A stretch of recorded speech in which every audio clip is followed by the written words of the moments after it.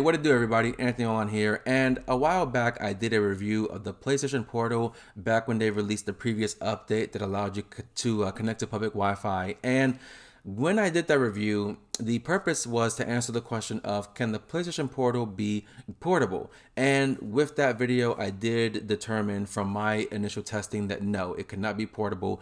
I could not connect it to the public Wi-Fi, whether it was at my local community center in my apartment complex or over in Starbucks using their internet. It just would not connect at all. And then when using the Portal at home, I was having some pretty crappy performance most of the time that using my MacBook Air on remote play with PlayStation had a much better performance experience than the Portal.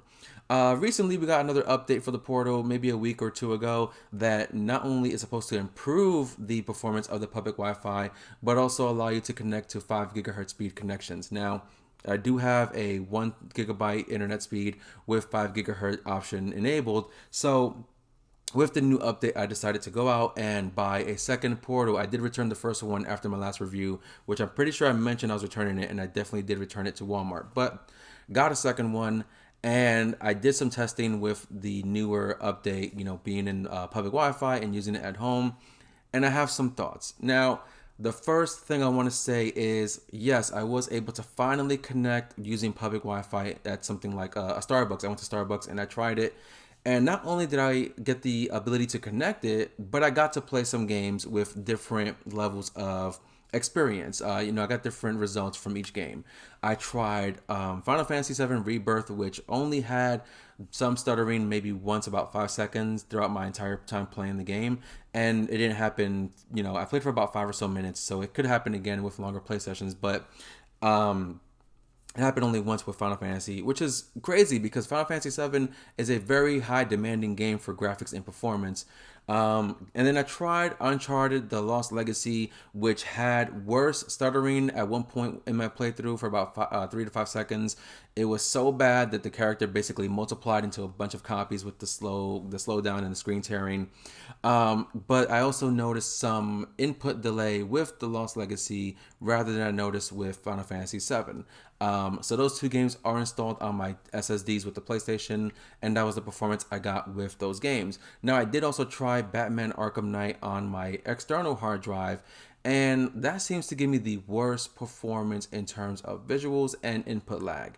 Now, I don't know if it's just because Arkham Knight already has a hard time running as is, or because the external hard drive is obviously much more slower than the internal SSD, so maybe that is also affecting performance, but I do want to run more tests with other games on the SSD to see how that works.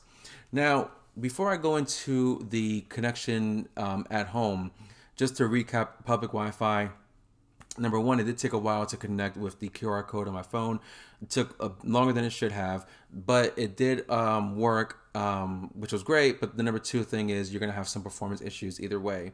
No matter what game you're going to play, it's going to have issues with performance. Maybe the Wi-Fi is too busy, the game is too demanding, that kind of thing. So at least it worked, and I was able to play it outside somewhere. Now, at home is a different story. As I did mention earlier, I do have a 5 gigahertz speed connection with 1 gigabyte internet. And for some reason, the Portal had a hard time just connecting to the PlayStation over that gigabyte speed connection, the 5 gigahertz speed. And I think it was an issue with the PS5 instead of the Portal because I had to reset the PS5's internet settings as well after trying my iPad with remote play, and that couldn't connect to the PS5. But after fixing and resetting the internet settings on my PS5, I still had some minor issues connecting the Portal, but not too much after resetting the internet settings. So that's a plus, I guess. However, with performance, here's where things get interesting because I did try this in various locations in my apartment. As you probably saw in the montage in the beginning, I tried it on the couch, I tried it on the bed, tried it on the balcony. Just for jokes, I tried it in the bathroom just to see how it would work. And surprisingly, the bathroom had like the worst connection ever. It just wouldn't connect. No, it was connected, but it had the internet error issue, like, low connection or whatever. So I had the worst performance while using this in the bathroom. But on the couch and on the bed, Mostly similar connection. The performance was okay, was good, wasn't great. I didn't have any major slowdowns or any input lag that was too bad or too noticeable, but it still is very noticeable that it has that slowdown and that input lag compared to playing on your console, on your TV or monitor. So what I found out mostly is number one, it was a hard time connecting this to the console with my gigahertz, 5 gigahertz speed connection. But number two, I have a small apartment, so it's not that big, and I'm still seeing major performance issues in my apartment despite having amazing internet and not many devices currently connected onto it. Aside from that, the answer or the question really that I have for the second review is again like the first one: can this thing be portable given the new update? And no, because you still need a connected internet to play this. You have to stay in one spot to play this. You know, at all. Like you can't be in a car as a passenger playing this while someone is driving. Yeah, you could try mobile hotspot. I'm not going to try it because I know mobile hotspot is nowhere near as powerful as an actual internet connection. And when you're driving through a city or through a suburbs or wherever you live, you're going to have various jumps in connection due to the antennas of your phone, you know, the antennas connected to your phone outside. So that will also greatly affect your performance with the portal. So the fact that Sony has made previous portable devices that were full portable, play it internally, like the PSP, the Vita. You know, we have Nintendo Switch out, we have Steam Deck, and all the other types of PC handheld gamings. The fact that Sony made something like this is bizarre. That they need you to connect over the internet to play your games.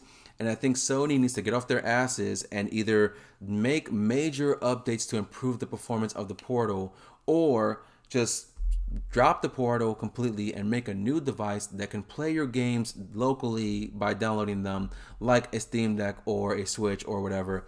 Granted, it is going to cost more money, like $300, $400, but that'll be fine for someone like me who would like to play these games portably on the go somewhere if I want that option.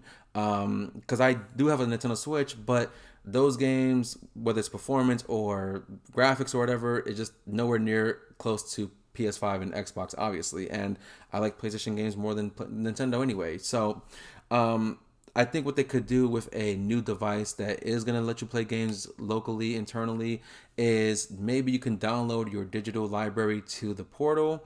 And if you have a game that's on disc, maybe that could be used for remote play over the internet, since you can't, you know, really install a disc into this. But that's how the Steam Deck works. You can install games on the internally on the Steam Deck.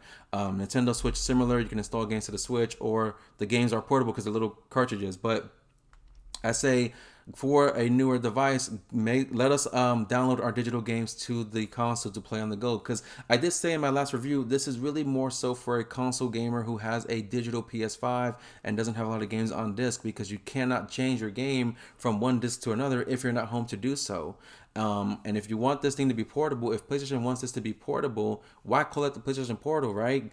I think they need to give us an option to install games locally onto a device, whether it's our digital library only, and we can play these games locally without any stupid internet connection, any lag or stutter or whatever. Yeah, it'll play at a lower frame rate and resolution, which is fine for a portable device. And I would be happy with that. I'm sure other people would be happy with that as well. If not, just port more of your PS5 games to the PC, and then people with a Steam Deck or an ROG Ally or whatever can play those PlayStation games on their handheld PC. But I am going to keep this one though, because I do have some uses for it at home. I don't know if I mentioned it earlier, but my girlfriend is not much of a gamer, but she has been playing Xbox recently. She uses my Xbox. She's been playing Resident Evil and other games like that. And sometimes she needs help from me to help her get through the level or whatever. So I can use this on the couch and play the PlayStation while she's on the Xbox. And if she needs help, I'm right there ready to help her. Or if she's going to bed and I'm not ready to go to sleep yet, I can just play this in bed or on the couch while she's sleeping, before I go to bed, that kind of thing. So that's why I'm going to keep it for now. I'm sure more updates will come for the Portal with much more improvements to connectivity. But this really ain't it, Chief, and there's so much more room for improvement with the Portal. It's slightly better than before, but still has a lot of issues. So that's my review for the PlayStation Portal, my second review of the Portal. So let me know in the comments what you think about the Portal. Do you have one? Do you not have one? Do you not want one? Or are you planning to get one? Are you waiting for more updates? Do you think Sony was stupid to make this device? Let me know in the comments, and I will catch you guys on the next one. I'm Anthony Olan. Peace out.